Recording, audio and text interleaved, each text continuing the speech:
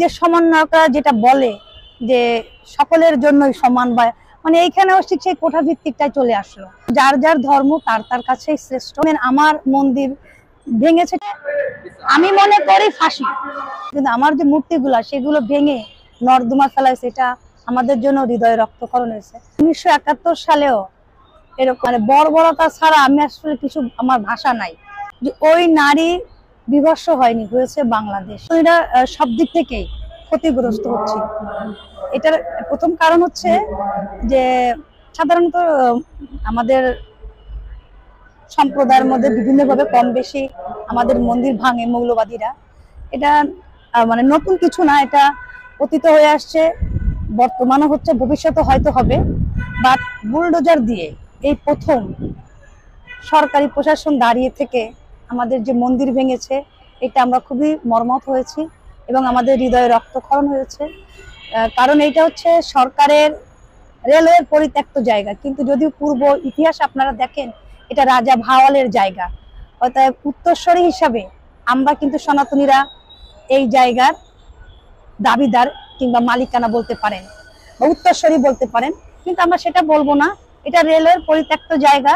এই রেলের পরিত্যক্ত জায়গায় এখানে মসজিদ, মন্দির, মাদ্রাসা এবং বিভিন্ন রাজনৈতিক কিছু কার্যক্রম অফিসও আছে। আমার কথা হচ্ছে যে যদি ভাঙা হয় টোটাল সবকিছুই ভাঙা হবে। সরকারের যদি জায়গার প্রয়োজন হয় সবকিছুই ভাঙা হবে, কিন্তু এখানে তো শুধুমাত্র মন্দিরটা ভাঙা হয়েছে। এবং এই যে সমন্বয়করা যেটা বলে যে সকলের জন্যই সমান, বা মানে এইখানেও ঠিক সেই কোঠা ভিত্তিকটাই চলে আসলো। মানে কোঠাকে কেন্দ্র করেই আজকে এই যে জুলাইটা বলা হচ্ছে বা যেটাই বলা হচ্ছে না কেন, এটা তো কোঠা ভিত্তিক ছিল। আমরাও কিন্তু সে কোঠার মধ্যেই পড়ে গেলাম, যেহেতু আমরা সনাতনীরা, আমরা সংখ্যালঘু, ঠিক আমরাও কিন্তু সেই বেসিক্যালিতেই চলে আসলাম। আর তার থেকেও দুঃখজনক হলো যে আমাদের মূর্তিটা, যেহেতু আমাদের মন্দির ভাঙা হয়েছে, কিন্তু যার যার ধর্ম তার তার কাছেই শ্রেষ্ঠ। আমি যেহেতু একজন সনাতনী, আমার ধর্ম আমার কাছে শ্রেষ্ঠ। আমার সনাতনী ধর্মের আমার মন্দির ভেঙেছে ঠিক আছে, কিন্তু আমার যে মূর্তিগুলা সেগুলো ভেঙে নর্দমা ফেলা হয়েছে, এটা আমাদের জন্য হৃদয়ে রক্তক্ষরণ হয়েছে। মন্দির ভাঙার পরে বলতে পারতো যে ঠিক আছে আপনারা আপনাদের মূর্তি যেভাবে পারেন আপনারা এখান থেকে সরিয়ে নিন, কিন্তু আমি একজন আইনজীবী, বিচার তো আসলে কি বলবো, এটা হচ্ছে বলার ভাষা নাই। মানে 1971 সালেও এরকম, মানে 1971 সালকেও পার করে দিচ্ছে।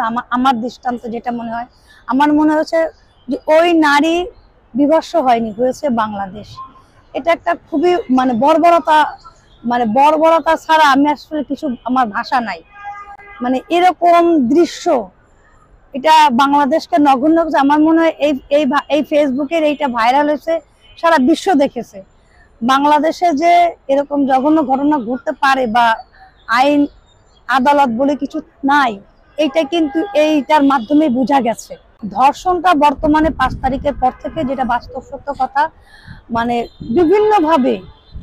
বিভিন্নভাবে জোরজার মূল্যকার, এটা মৎস্যনান করছিলাম আমরা, এখন আমার কাছে মনে হচ্ছে এটা মৎস্যনান চলতেছে। জোরজার মূল্যকার কোনো আইন আদালত নেই, কোনো কিছু নাই। যে যার মতো করে, যার শক্তি আছে, যার পাওয়ার আছে, সেই প্রয়োগ করতেছে। এখানে মানে সম্পূর্ণ বিশৃঙ্খল এবং অরাজকতা হিসেবে দেশ চলতেছে, এবং আমরা সনাতনীরা বেশিরভাগ ক্ষেত্রেই অরাজকতার শিকার হয়েছে এবং শিকার হয়েছি বললে ভুল হবে, শিকার হয়েছি এবং হচ্ছি। ভবিষ্যতে কি হবে বলতে পারতেছি না, তবে আমরা খুব অসহায় বোধ করতেছি এবং আমরা নিরাপত্তাহীনতায় ভুগতেছি। 5 তারিখের পর থেকেই অরাজকতা চলছে, কিন্তু বেশিরভাগ ক্ষেত্রে আমরা সনাতনীরা নির্যাতিত হচ্ছি। আমি বলবো না যে শুধু সনাতনীরাই নির্যাতিত হচ্ছে বা সনাতনীদের ধর্ষিত হচ্ছে, সেটা বলবো না। আমি বলবো সকল কম বেশি হচ্ছে, এটা বেশি বেড়ে গেছে, 5 তারিখের পর থেকে বেড়েছে। বাট আমরা সনাতনীরা বেশি ক্ষতিগ্রস্ত হচ্ছে। আমাদের সনাতনী সম্প্রদায়ের মেয়েকে জোর করে তুলে নেওয়া হচ্ছে, অপহরণ করা হচ্ছে, ধর্ষণ করা হচ্ছে, আমাদের বাড়িঘর লুট করা হচ্ছে, আমাদের মন্দির ভাঙা হচ্ছে। এগুলো সব আমাদের বেশিটাই হচ্ছে। অন্য ক্ষেত্রে যে হচ্ছে না এটা আমি বলবো না, তবে আমাদের ক্ষেত্রেই বেশিটা হচ্ছে। আমি মনে করি ফাঁসি, কারণ বর্তমানে এমন ভাবে ধর্ষণ চলতেছে, এটার ফাঁসি ছাড়া কোনো বিকল্প নাই। এই ধর্ষণের বিচার, তবে হ্যাঁ সঠিক তদন্ত লাগবে, সঠিক প্রমাণ লাগবে, কারণ একজন আরেকজনকে যেন কারো সবচেয়ে যেহেতু আমি সুপ্রিম কোর্টের আইনজীবী, এটা মনে করি যে একজন যেন কোনো অবস্থা যেন শাস্তি না পায়, একজন নিরাপরাধ যেন কোনো অবস্থা শাস্তি না পায়, এমন ভাবে এটাকে করতে হবে যে প্রকৃতভাবে যদি প্রমাণ হয় যে সে ধর্ষণ করেছে তবে তার ফাঁসি হবে। তবে অনেকে যে বিভিন্ন ভাবে অনেকে প্রবলেম করে, মিথ্যা মামলা দেয়, সেগুলো যেন পুঙ্খানুপুঙ্খভাবে যেন তদন্তের মাধ্যমে প্রকৃত তদন্ত করা হয় যে আসলে কি ধর্ষণ হয়েছে কিনা।